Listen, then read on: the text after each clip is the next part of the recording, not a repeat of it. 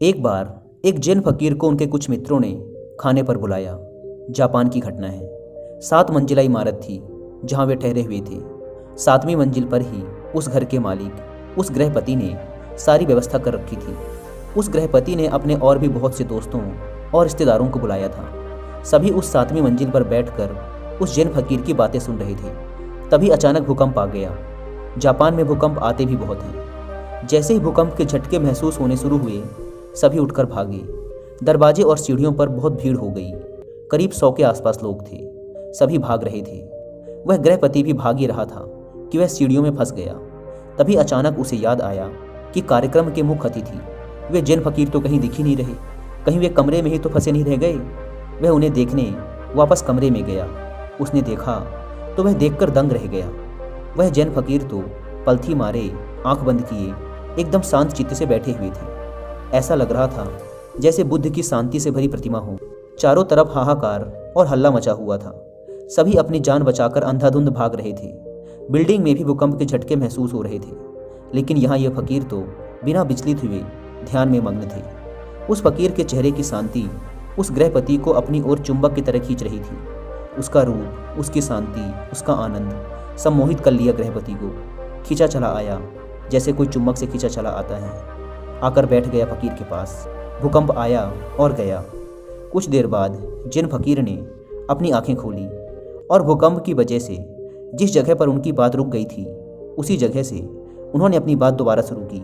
गृहपति ने कहा, महाराज, अब मुझे कुछ भी याद नहीं कि हम क्या बात कर रहे थे और कहाँ पर हमारी बात रुक गई थी। सारे शहर में हाहाकार मचा हुआ है। सभी अपनी अपनी जान बचाकर भाग रहे हैं। इतना बड़ा भूकंप, इतना बड़ा झटका आया। अब तो इसके बाद मुझे यह भी याद नहीं है कि हम किस बारे में बात कर रहे थे। इसलिए आप कृपया करके वो बातें दोबारा शुरू ना करें। और अब वो बातें मैं आपसे पूछना भी नहीं चाहता। अब तो मैं आपसे कुछ और ही पूछना चाहता हूँ। गृहपति बोला, महाराज, एक बात बताइए कि भूकंप आने पर हम सब भागे, पर आप क्यों नहीं भागे? जैन फकीर ने कहा, भागा तो मैं भी था, लेकिन तुम सब बाहर की तरफ भागे और मैं अपने भीतर की तरफ भागा। जिसे जहाँ सुरक्षित महसूस हुआ वह वहाँ भागा। लेकिन मैं कहता हूँ कि तुम्हारा बाहर की तरफ भागना व्यर्थ था। भूकंप यहाँ भी है। भूकंप 6ठी मंजिल पर भी है। भूकंप 5वीं मंजिल पर भी है। भूकंप 4थी मंजिल पर भी है। भूकंप पूरे बिल्डिंग में है। 4थी मंजिल वाले भी भाग रहे हैं। 3री मंजिल वाले भी भाग रहे हैं। 2री मंजिल वाले भी भाग रहे हैं। जो सड़कों में हैं वो बिल्डिंग की तरफ सुरक्षित स्थानों पर भाग रहे हैं। सब भाग ही रहे हैं। जिसे जहाँ सुरक्षित लग रहा है वह वहाँ भाग रहे हैं। मैं भी भागा, अपने भीतर की तरफ भागा। मुझे अपने भीतर भागना ही सुरक्षित लगा। मैं अपने मन के भीतर एक ऐसी जगह जानता हूँ जहाँ कोई भूकंप नहीं पहुँच सकता। भूकंप तो छोड़ो, जहाँ कोई डर, कोई गम नहीं पहुँच सकता, क्योंकि उस अवस्था में पहुँचने के बाद डर नाम की कोई चीज़ नहीं बचती। मैं तुमसे झूठ ना कहूँगा कि मैं नहीं भागा। भागा तो मैं भी था, लेकिन तुम्हें दिखा ना होगा, क्योंकि मैं हाथ पैर से नहीं भागा। हाथ पैर से तो तब भागते हैं जब बाहर की तरफ भागते हैं, जैसे सारे लोग भागे बाहर की तरफ, क्योंकि ये सब एक ही तरह के भागने को जानते हैं। बाहर की तरफ भागना ही इनके लिए एकमात्र भागना है। लेकिन मुझे जैसे ही असुरक्षित लगा, मैं तुरंत ही अंदर की तरफ फिसल गया। और मैं तुमसे ये भी ना कहूँगा कि मैं डरा नहीं। मैं बहुत डर गया कि कहीं अपने भीतर पहुँचने से पहले ही मैं मर ना जाऊँ। कहीं मेरे भीतर पहुँचने से पहले ही ये बिल्डिंग ढह ना जाए। मैं चिंतित था कि कहीं ध्यान में पहुँचने से पहले ही यह इमारत मुझ पर गिर ना जाए। लेकिन जब मैं एक बार उस अवस्था में पहुँच गया, फिर मुझे कोई चिंता ना रही। फिर किस बात की मौत, फिर तो केवल मेरा शरीर मरता, क्योंकि मेरा मन तो ध्यान में था। मैंने ध्यान में ही ज़िंदगी को जिया है और मैं ध्यान में ही मरना चाहता हूँ। इसलिए जैसे ही मैं एक बार उस अवस्था में पहुँच गया, मैं निश्चिंत हो गया, क्योंकि मैंने अपने लक्ष्य को पा लिया था। मरने का क्या, मरना तो एक दिन सबको है, लेकिन कुछ नासमझ लोगों के लिए मृत्यु एक अभिशाप है। वो इसे गलत समझते हैं और इससे पीछा छुड़ाना चाहते हैं, जबकि सच्चाई ये है कि आपके जन्म से पहले जब आपने अपने माँ की कोख में विकसित होना शुरू किया था, उसी क्षण से आपने मरना शुरू कर दिया था। हर एक दिन बीतने के साथ आप मृत्यु के और करीब पहुँचते चले जाते हैं। ध्यान से देखा जाए तो हर एक श्वास को अंदर लेना एक जीवन है और उसे छोड़ना मृत्यु। जिस प्रकार सूर्य का उदय होना इस बात को पक्का कर देता है कि उसका अस्त भी होगा, उसी प्रकार हमारा जन्म भी इस बात का संकेत है कि एक दिन हम सभी मृत्यु को प्राप्त हो जाएंगे। दोस्तों, अगर आप मृत्यु पर एक योगी के विचारों को जानना चाहते हैं या फिर ये समझना चाहते हैं कि वे लोग जिन्होंने अपनी ज़िंदगी के कई साल जीवन और मृत्यु को समझने में बिता दिए, उनका मृत्यु के विषय में क्या विचार है, तो इसके लिए मैं आपको एक बुक रिकमेंड करूंगा जिसका नाम है death an inside story by Sadhguru Jaggi Vasudev. अगर आप चाहें तो आप इस बुक की बुक समरी भी सुन सकते हैं कुकू FM ऐप पर। इस बुक में सद्गुरु ने मृत्यु के ऊपर सालों से चले आ रहे कई भ्रमों को तोड़ा है। उन्होंने इस बुक में एक यौगिक प्रयोग के माध्यम से यह भी महसूस कराने का प्रयास किया है कि एक इंसान अपने मौत के वक्त कैसा महसूस करता है।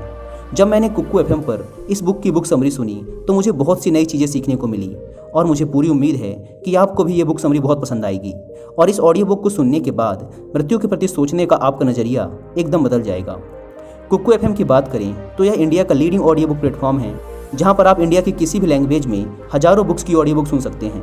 ऑडियो बुक सुनने का सबसे बड़ा फ़ायदा ये होता है कि इसके लिए आपको अलग से टाइम निकालने की ज़रूरत नहीं पड़ती।